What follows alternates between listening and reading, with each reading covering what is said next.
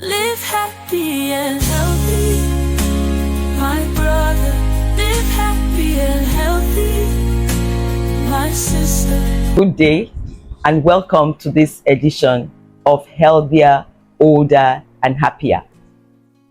A natural experiment is a situation in which researchers allow events to unfold naturally without any form of intervention, and then afterwards they identify the matters of interest and explore what the naturally unfolding events reveal. During the Second World War, there was a lot of devastation in many regions of the world. In the United Kingdom in particular, as a bid to recover from the economic devastation that came in the wake of the Second World War, there were policies that included restriction of foods, clothes, and several other things. In particular, sweets and sugars were restricted post-World War II until September 1953. So researchers, several decades later, looked at the effects of restricting intake of sugar in two populations of people. The first population had 38,155 persons who were not able to access sugar freely from the time they were in their mother's wombs through birth for 2 to 3 years. The second group was another group of 22,028 persons whose mothers had free access to sugar from the time they were conceived to the 2 to 3 years after they were born. If we call the first group Group A and we call the second group Group B, in Group A, the mothers did not have as much sugar as they would have loved because sugar was rationed. In Group B, the mothers had as much sugar as they would like. What the researchers found out several decades later was that in the group whose mothers had restricted access to sugar, and by extension whose babies had less sugar from conception till a few years after they were born, the risk of developing type 2 diabetes was reduced by 35% compared to the other group, and the risk of developing hypertension was reduced by 20%. In that same group where exposure to sugar was restricted, the onset of diabetes was delayed by 4 years, and the onset of hypertension was delayed by 2 years. In the BMC Public Health Journal in January 2021, there is a publication that shows that about 184,000 deaths worldwide every year is attributable to consumption of excessive amounts of added sugar. We get sugar from the carbohydrates that we eat. These are called naturally occurring sugars. From the food, the fruits that contain carbohydrates. We also get naturally occurring sugars from some dairy products. These natural sugars, when taken in with appropriate amounts, are good for you because they don't come alone. They come with fiber, they come with vitamins, antioxidants, and other nutritious material that are good for your body. When you eat these foods, the sugar is released slowly and you have a sense of satiety, that is, you have a sense of fullness. This is different from the effects of processed sugars in your body. When you eat processed sugars, what you get, or simple sugars, what you get is a high, a good feel that most people who use sugars can identify with. And afterwards, there is a dip and a craving for more sugar.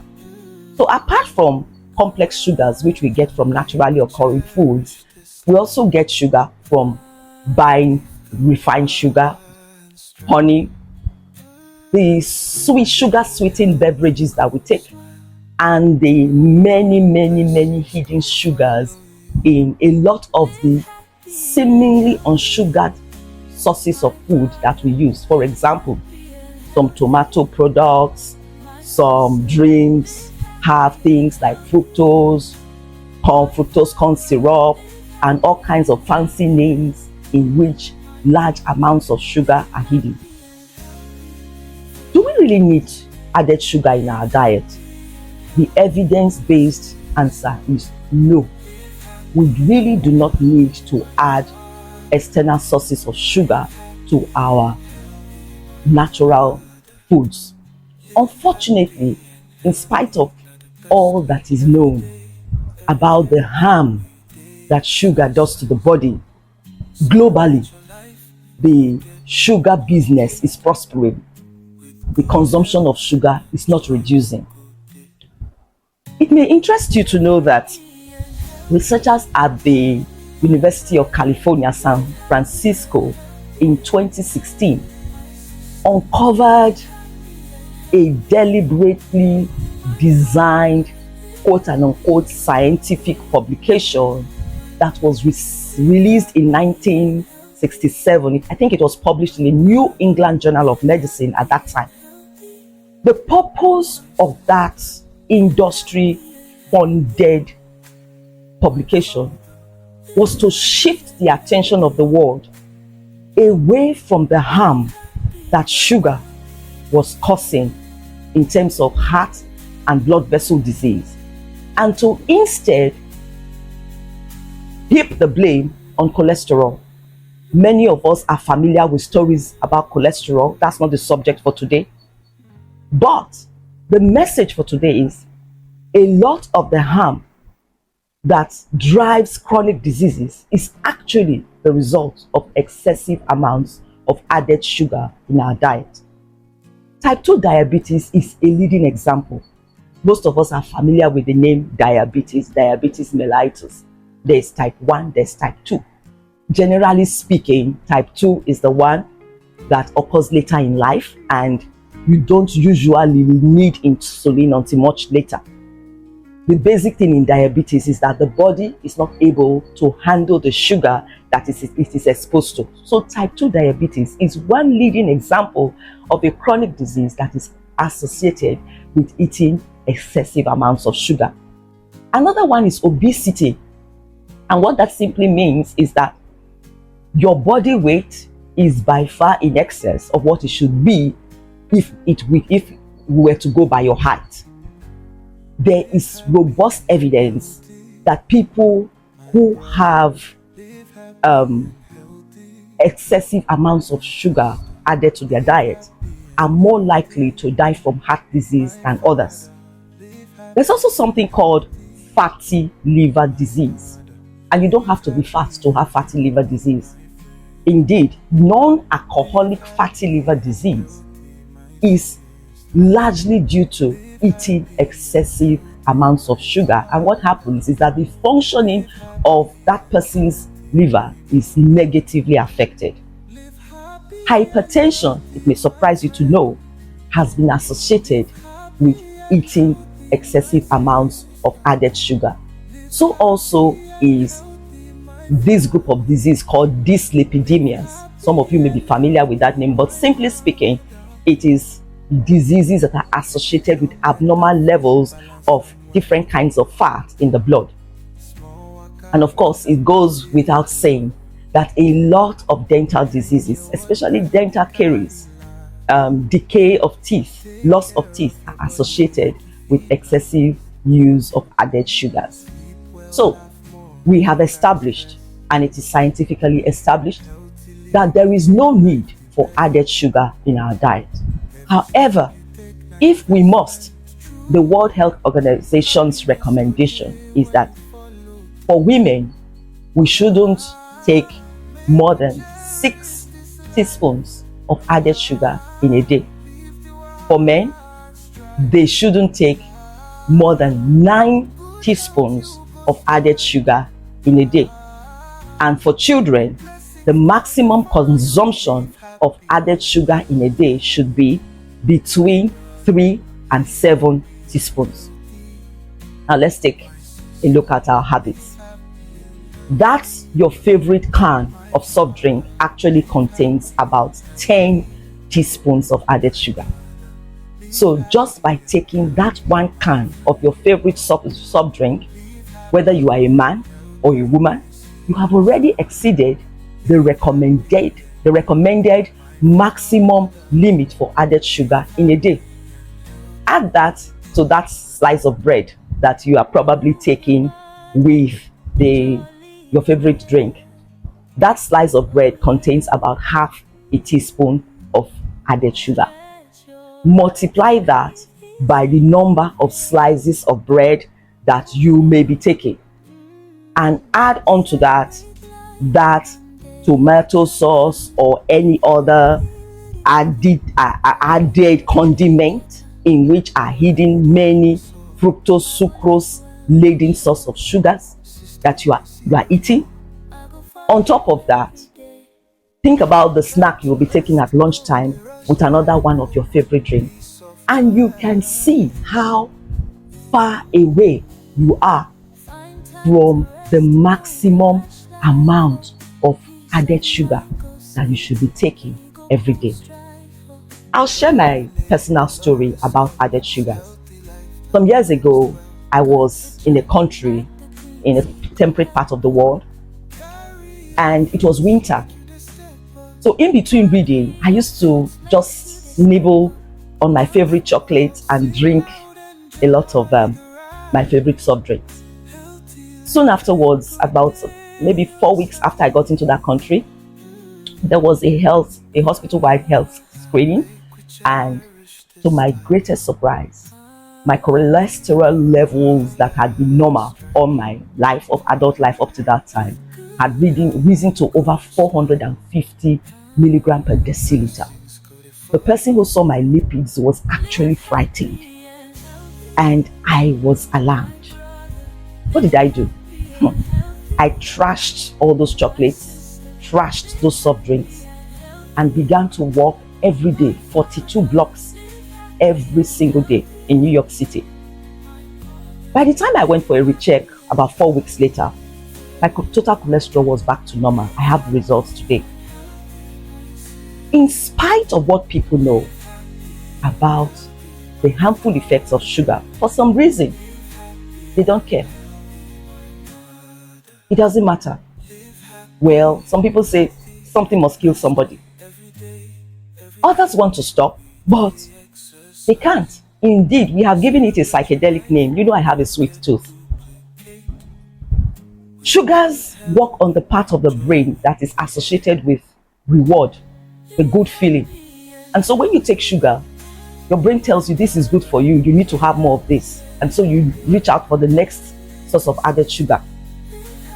And on top of this, sugar and sugar sweetened products are aggressively marketed. It's a multi-billion-dollar industry. And so a lot of things are put out there that tell you this is good for you. You are missing out if you are not taking this. And so we are encouraged in our excessive added sugar eating habits. And so when we want to celebrate, we celebrate sugars, we celebrate sugar-laden foods, sugar-laden drinks. Indeed, for some people, happiness is about more sugar. So there are many other reasons why people are not motivated to take these kinds of messages seriously and cut down on their added sugar intake. The situation is particularly worrisome for children who, from in utero, from the time they are conceived, are exposed through what their mothers eat to large amounts of sugars that they don't need. And that's another story. I remember I fell into that category, and one of my babies was born largely overweight because of how much sugar I was consuming in pregnancy. And through their childhood, this sugar or overexposure to sugar just continues. And we find that Without intending to, we are actually setting up our children for chronic disease later in their lives. Does it therefore sound reasonable that you should take a look at how much sugar you are actually taking in your diet and how much sugar you are exposing your children and your grandchildren to? Would you want to consider listening again, reading again about the harms of added sugar in diet and get on a program to cut down on added sugar? Or is it that the pleasure you get from taking sugar is so valuable to you that you can't exchange it for anything? Proverbs chapter 25 verse 27 says, "It is not good to eat much honey." And a famous quote says, "Knowing is not enough. We must apply what we know. Being willing is not enough. We must go beyond being willing to doing what we know is right." I'd like to leave you with this word without intending to scare you at all. The price for today's sweetness of added sugar may be the bitter reality of avoidable chronic disease in the future. I hope that this does not scare you. Instead, I hope that it strengthens you to take the decision that you have to take about cutting down on added sugar so that it doesn't cut you down. If you found this episode helpful, please subscribe to our YouTube channel. It's absolutely free. Also, please hit the notification bell so that you can stay updated on our latest videos. For more exclusive content, please go to aituaje.com, aituaja.com. You can also stay connected with us on Facebook, Instagram, Spotify, Apple Music, and Amazon. We'd love to hear from you. So please don't forget to share your feedback and your thoughts on this and any of our previous episodes. I look forward to seeing you next time. Bye. Live happy and healthy, my brother. Live happy and healthy, my sister.